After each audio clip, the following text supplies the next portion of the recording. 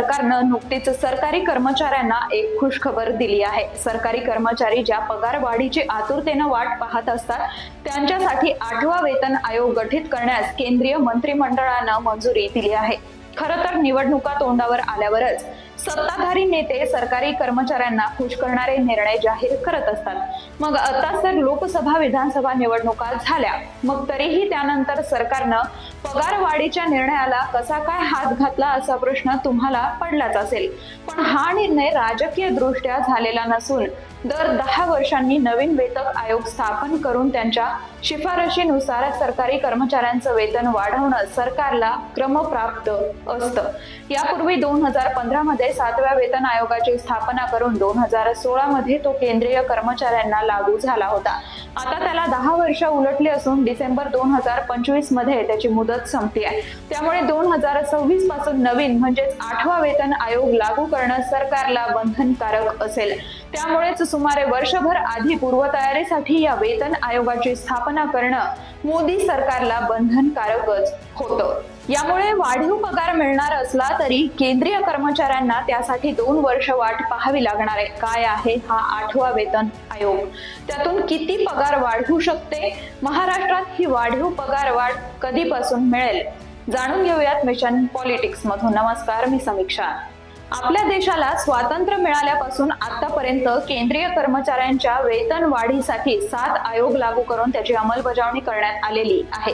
केंद्र सरकार ज्याप्रमाणे वेतन वाढ करतं त्याच धर्तीवर राज्य सरकारही आपल्या कर्मचाऱ्यांना वेतन वाढ देत असतं। आतापर्यंत अर्थात त्याला उशीरही होतो, पण ज्या काळापासून ही वेतन वाढ देणं बंधनकारक असतं त्याचा एरियर्स मात्र राज्य सरकारांना द्यावा लागतो, तो बंधनकारकही असतो।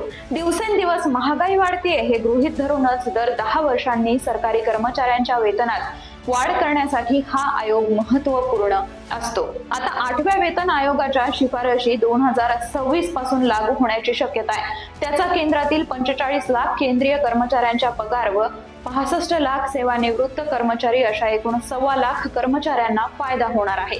देशात व राज्यात सरकारच्या तिजोरीतून सर्वाधिक खर्च होतो तो कर्मचाऱ्यांच्या वेतनावर। 7व्या वेतन आयोगामुळे केंद्र सरकारच्या तिजोरीवर सुमारे 1 लाख कोटी रुपयांचा जास्तीचा बोजा पडला होता। मात्र ही वाढीव रक्कम बाजारपेठेत येत असल्यामुळे कर्मचाऱ्यांकडून तिचा खर्च केला जात असल्यामुळे बाजारपेठेतही चैतन्य निर्माण होतं, उलाढाल वाढत असते। 8व्या वेतन आयोगामुळे अर्थव्यवस्थेत सुमारे 2 लाख कोटी रुपये येण्याचा अंदाज आहे। उदाहरणच सांगायचं झाल्यास 6वा वेतन आयोग मिळाल्यानंतर बाजारपेठेत एकाच वर्षात वाहन विक्रीचं प्रमाण 14 ते 15% वाढलं होतं। या काळात अनेक दुचाकी चालकांनी 4 चाकी खरेदी करण्याची हिंमत दाखवली। घर बांधकामाचं स्वप्नही अनेकांनी पूर्ण केलं। 2017-18 या आर्थिक वर्षात मागच्या वर्षीच्या तुलनेत 11% जास्ती गृहकर्ज बँकांनी वाटप केलं होतं। अशा या वेतन वाढीचा केंद्र व राज्य सरकारी कर्मचाऱ्यांना कसा फायदा होईल ते आपण पाहूयात। 7व्या वेतन आयोगानुसार सध्या समजा एखाद्या कर्मचाऱ्यांचं बेसिक वेतन 18,000 रुपये आहे, त्याला नियमानुसार त्यावर 53% महागाई भत्ता मिळत असतो। 31 डिसेंबर 2025 पूर्वी अजून 2 वेळा महागाई भत्त्यात वाढ होईल, म्हणजे या वर्षभरात त्याचा महागाई भत्त्याचं प्रमाण 59% जाईल। म्हणजेच महागाई भत्त्यासह या कर्मचाऱ्याचं वेतन याच वर्षी अखेरपर्यंत 28,620 रुपये होईल। आता 1 जानेवारी 2026 पासून 8वा वेतन आयोग लागू झाला तर त्याच्या पगारात साधारण 35 ते 38% वाढ होऊन त्यांचं बेसिक वेतन 18,000 रुपयांवरून 46,260 रुपयांवर जाईल। इतर भत्ते वेगळे असू शकतील।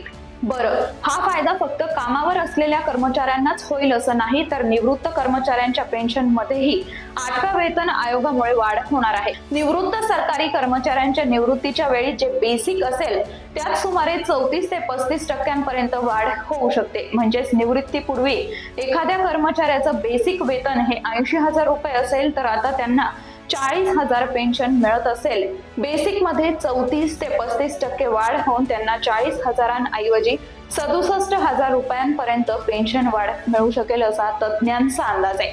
6व्या वेतन आयोगाच्या वेळीही पेन्शनरचं वेतन 14% तर 7व्या वेतन आयोगात 26% वाढलं होतं।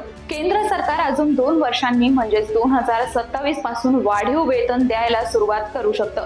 त्यानंतर सुमारे वर्षभरानंतर राज्यही आपल्या कर्मचाऱ्यांना ही वेतनवाढ लागू करू शकतं। मात्र तिजोरीच्या ऐपतीनुसार कधी कधी काही सरकार ही लागू करण्यास उशीरही करतात। मात्र त्यांना उशिरा वेतनवाढ दिली तरी त्यांना जेव्हापासून केंद्रानं वेतनवाढ लागू केली आहे तेव्हापासूनच म्हणजेच पूर्वलक्षी प्रभावानं वेतनवाढीतील फरक द्यावाच लागतो, ते बंधनकारक असतं।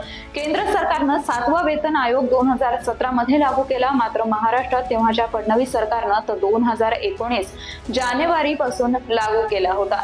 2019 हे महाराष्ट्रात इलेक्शन वर्ष होतं, त्या पार्श्वभूमीवर कर्मचाऱ्यांना खुश करण्यासाठी हा निर्णय घेण्यात आलेला होता। 8व्या वेतन आयोगाच्या बाबतीतही हेच होऊ शकतं। महाराष्ट्रात आता 2029 मध्ये लोकसभा विधानसभेच्या निवडणुका होत आहेत। वेगवेगळ्या लोकप्रिय योजनांमुळे आधीच सरकारच्या तिजोरीवर मोठा ताण पडलेला आहे। त्यातच 8वा वेतन आयोग लागू झाला तर अजून खर्च वाढेल। त्यामुळे केंद्रानं 2017 मध्ये ही वेतनवाढ लागू केली तरी महाराष्ट्रातील कर्मचाऱ्यांना मात्र 2029 पर्यंत त्याची वाट पाहावी लागू शकते। कारण 2029 याच वर्षात महाराष्ट्रात पुन्हा निवडणुका आहेत। तोपर्यंत सरकारी कर्मचाऱ्यांची राज्य सरकारला फारशी चिंता नसेल, हे मात्र नक्कीच।